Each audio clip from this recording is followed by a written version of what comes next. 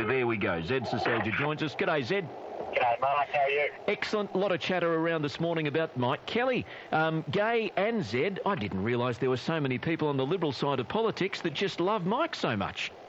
Yeah, Mike's a very popular member. Well, was a very popular member. And he did a great service on the defence front, and Deb's going to be equally wonderful. But you would have heard John Barilaro is making what I think are some extremely valid claims that if Mike Kelly could shave off the moustache and wear a dress, maybe he'd find himself in the Senate. And is this a case of affirmative action actually working against getting the best person in the role?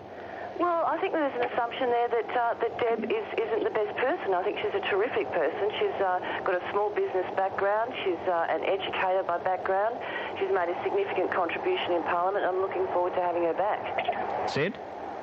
Sorry, Mark. I can hear you, but I can't hear Gay. So, Gay, I apologise. I can't respond to what you said. But, look, I think that my position on affirmative action is that we should see the best people for the job. Sometimes that'll be men, sometimes that'll be women. And the Liberal Party, we haven't taken a quota-based approach.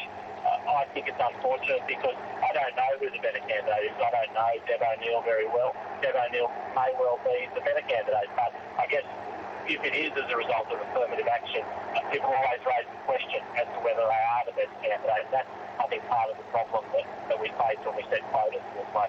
Look, it wouldn't surprise me at all. I'm sure Mike Kelly's probably listening. And, Mike, if you are, we'd love to talk to you on air between now and 9 o'clock, because what I found interesting is in this whole process is that Mike Kelly made it very, very clear that he was keen to take up the role, but because he's such a soldier of the party, when it became clear to him that that wasn't going to happen for whatever reason, whether it be affirmative action or factional toing and froing, he just pulled out of the race. And I'm with Zed on this, Gay. I mean, I would love to have seen him actually stand for that position.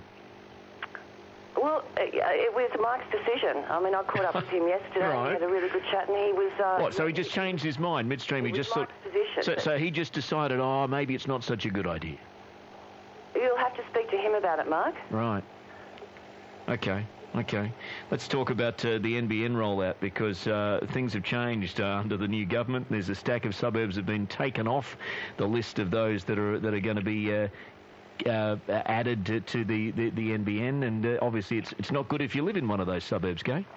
No, absolutely. I mean, there's nowhere in the south side that's on that map, and there's no timetable, and construction was due to start in Canberra later this year. Ain't there. So, yeah, it is a real concern for me. I know it's a concern for my other Labor colleagues as well, particularly this division between north and south, and the fact that you've got now these areas in the north that are now possibly stranded. Zed, is it a concern for you?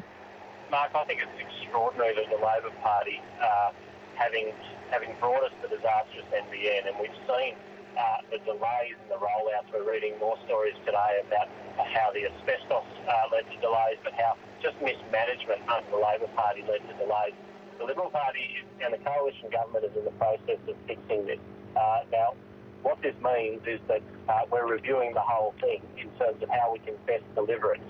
We want to deliver it more quickly and more effectively and more cost-effectively to the community. And so that's the job that Malcolm Turnbull and Ziggy Sikorsky are doing right now.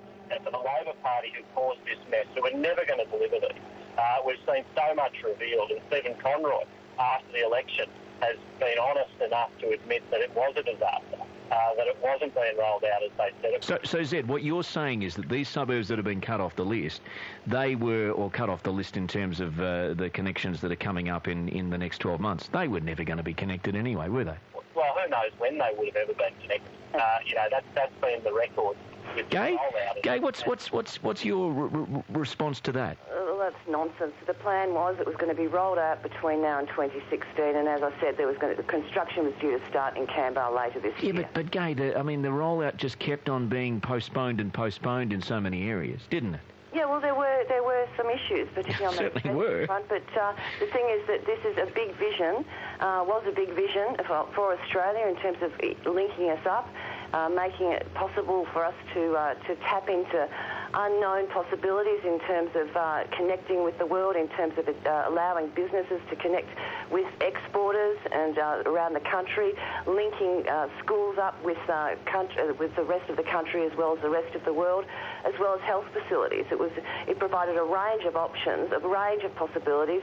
As I was saying to a student yesterday, it was boundless possibilities, and now it looks like it's all been spiked. All right, guys, before I let you go, I've got to ask you, Zed, what you think about, and I only discovered this morning, Mr Abbott, the Prime Minister, demanding that staffers live in Canberra while he chooses to remain in the family home in Sydney. Is this causing ructions?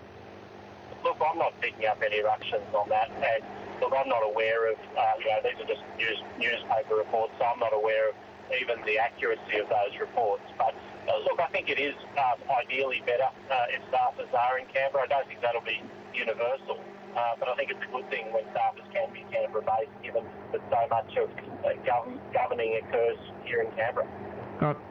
Zay and Ged, I was going to go with. Gay and Zed, thanks for your time this morning. I am out of time. Okay. Thanks very much, Mark. Thanks, Gay. Gay Brotman, Federal Member for Canberra, Liberal Senator for the ACT, Zed Seselja. On 2CC.